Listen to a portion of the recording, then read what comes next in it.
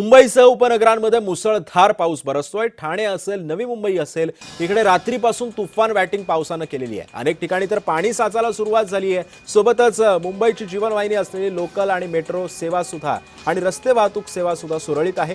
आज हवामान विभागाने मुंबईला येलो अलर्ट दिलाय। जुलैच्या पहिल्या आठवड्यातच पाऊस सक्रिय राहण्याचा अंदाजही वर्तवण्यात आलेला आहे।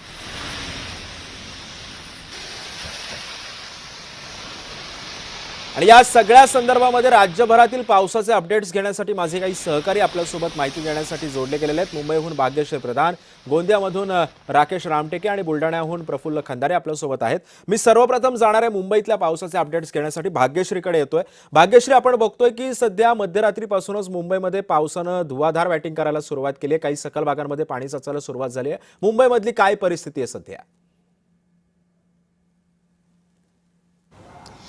नक्कीच मी आता मुंबईच्या विधान भवन परिसरामध्ये उभी आहे। आपण बघतोय की पाऊस जो आहे तो पडत नाहीये, नुसतं सकाळपासून ढगाळ वातावरण झालेलं पाहायला मिळालं।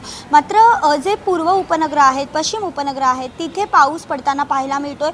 ठाणे असेल, त्याचबरोबर ठाण्याच्या पुढे बदलापूरपर्यंत मोठ्या प्रमाणात पाऊस आहे। वाशी, नवी मुंबई या साईडला देखील पाऊस पडताना पाहायला मिळतोय। त्या ठिकाणी काही ठिकाणी सखल भागात पाणी देखील साचलेलं पाहायला मिळतंय। तसे व्हिडिओज देखील समोर आलेले पाहायला मिळालेत। मात्र एक नक्की की आत्ता विधान भवन परिसरात ढग काळे झालेले आहेत, मात्र पाऊस पडत नाहीये आणि सकाळपासून साधारण 7 वाजल्यापासून असंच वातावरण सध्या पाहायला मिळतंय।